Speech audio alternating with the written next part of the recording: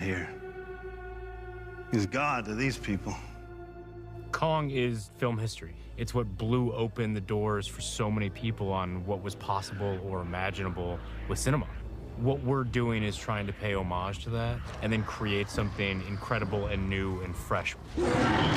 When we first started talking to Jordan about the project, he really emphasized how much Kong is so unique as far as what he represents, not only as a character, but as a technological innovation with each iteration of him that's been out there. This Kong is completely new. The scale with which he's been conceived is vast.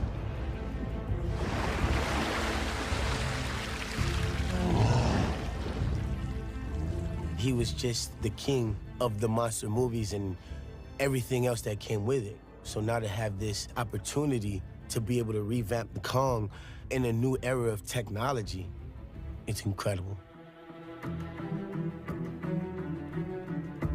Some of our early animation tests were very primate-centric. Kong walking on all fours, acting like a traditional primate.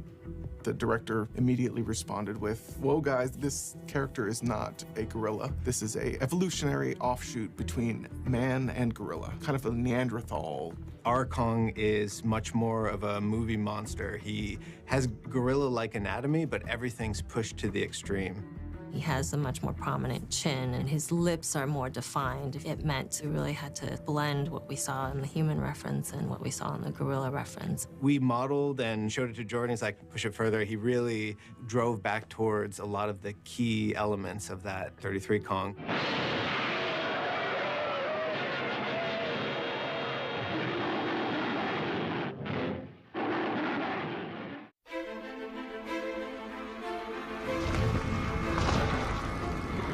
He's 100 feet tall. And the reason that we did that is because it became exciting and important to me that when people step foot on this island, their first response is to look at that thing and say, that's a god.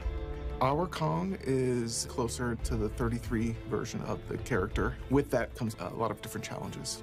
Our biggest challenge right off the bat was going to be the fact that he was 100 feet tall. He walks upright. How do we film him for a anamorphic movie with a very narrow aspect ratio? The lead's about 100 feet. Great. Action!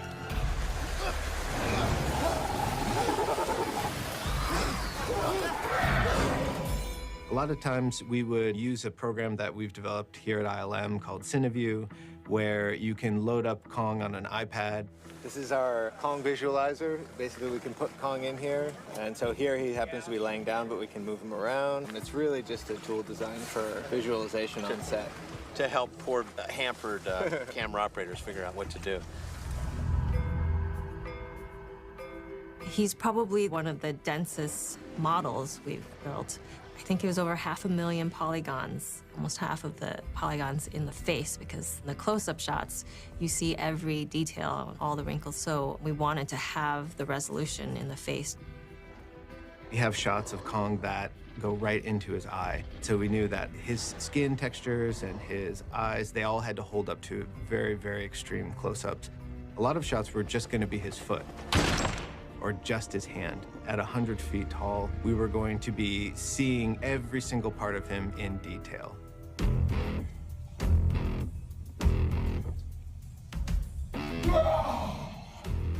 Initially, we did do a couple of capture sessions with Terry Notary and Toby Kebbell, and that was mainly to have the director work with a performer to find who Kong is and get the very fast iterative feedback from those performers who have a lot of experience doing primate performance. Those capture sessions did provide reference for animators to base their shots on. When you transfer motion capture to a 100-foot tall creature, it's a very different thing. And we ended up keyframing a lot of the film. Keyframe animation puts the majority of the responsibility for creating a performance in the animator's hands. We have to give the animators a control system so they can actually animate him. Once we got the animation back, we had a muscle system underneath, so we would simulate those muscles. And then we would have another layer, which is like the skin, which would simulate with the muscles, so you could see the muscles underneath the skin slide around. Like the shoulder blade, you can see shoulder blades move and they slide under the skin. And then after we had all that, then we would actually have the hair. He's covered by about 19 million hairs. You can sort of do an initial distribution of those through the software, but a lot of the detail styling and sculpting of the hair is all done by hand. You know, we had 2 artists working on it for almost a year, just on getting all the different styles and looks to his hair. Most of our time was actually spent trying to figure out how to mess up his fur. Through the course of the film, he accumulates damage, and also how do we get him wet? And that was something we hadn't really done before with so much fur and water interaction.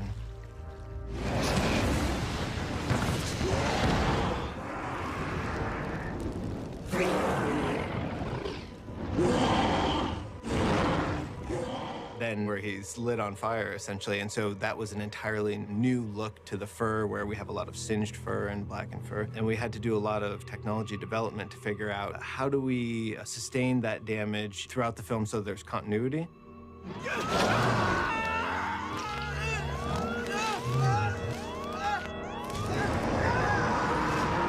Kong's scale really demands a lot of time to convey a sense of scale, and you also can use that time for these transition moments. The emotional, quiet moments are more difficult and time-consuming to get right than the broad action beats. The options are almost limitless as to how an emotional performance can be delivered. It was important for us to show Kong's transition on the ridge with Brie Larson.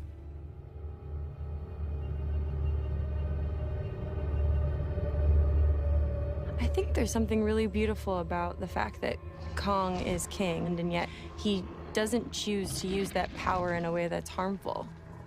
I just remember the first time I ever was with the elephant, and I was like completely intrigued and totally terrified at the same time. Like I kept taking a step closer and then running away and then coming up closer, because there's this gentleness to their soul, but at the same time you know that they are the one with the upper hand. They can crush you at any moment, and yet they don't. I mean, that's kind of where a lot of the inspiration came from for how I was going to feel that moment. Kill this son of a bitch. In the past, Kong has really gotten the best of by airplanes, so the director wanted to take the opportunity to kind of give Kong the upper hand. Let's show the audience what it would look like if Kong was in control of the battle.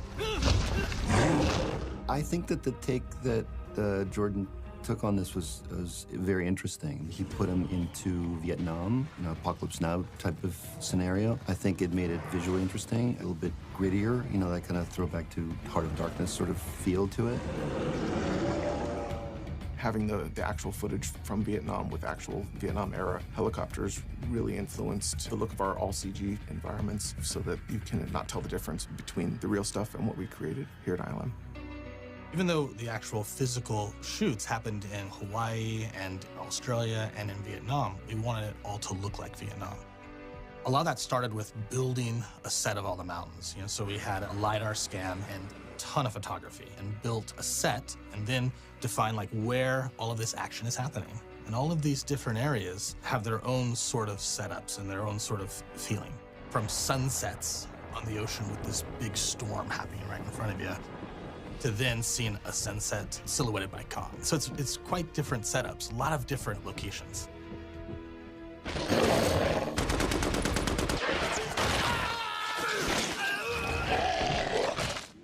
The skull crawlers, it was a real challenge to sort of figure out the anatomy of that creature. The director came to us with the idea that the top of his body and the rib cage should be sort of translucent. You could see the bones through it. So normally we will build geometry inside the body to help with the simulation, but they're not meant to be seen.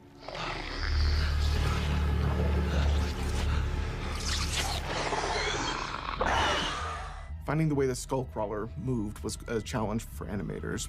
You can figure out a lot about a character just by the way it walks, the posture, how fast the steps are, trying to get a sense of weight in there, what the tail might do.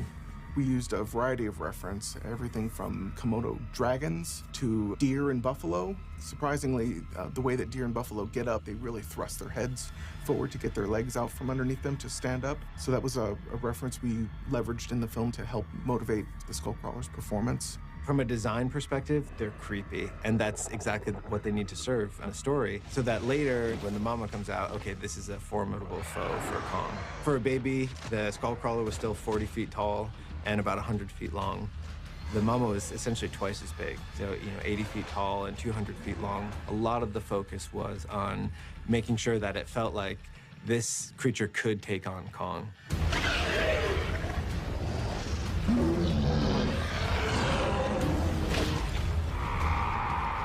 A huge challenge for that battle was creating fight moves that felt like animal behavior, not too human looking. You didn't want Kong throwing kicks or anything like that, so you're kind of limited with what type of moves that they can do on one another, and then you also want to take into consideration what their abilities are just based on their design, and then seeing all of that take place, splashing up water and mud. It was intense.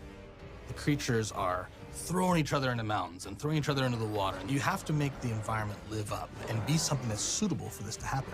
That integration with water and the characters happens within the effect department. We, in the environment group, since we're creating everything that happens outside of that center stage, we have to work really closely with those guys to make sure that our water lines line up. With two creatures, it was a constant having to work out how to get them to interact with the environment properly.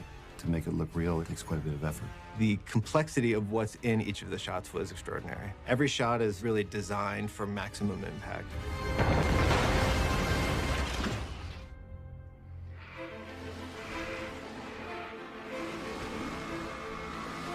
Seems like every time somebody creates Kong for the big screen, they're pushing the envelope, visual effects-wise. So to be able to have an opportunity to contribute to that legacy was an awesome opportunity. Having a fresh take on something that had already been done, and also creating this sort of larger scale and using the new technology to do it was very exciting. Kong is one of the very first creatures ever made for cinema. I think anybody that does this type of work has got to have a little soft spot for Kong. For anybody growing up a fan of visual effects, you know that every Kong film has been a huge technological advancement, along with creating this great character. Kong is a part of film history.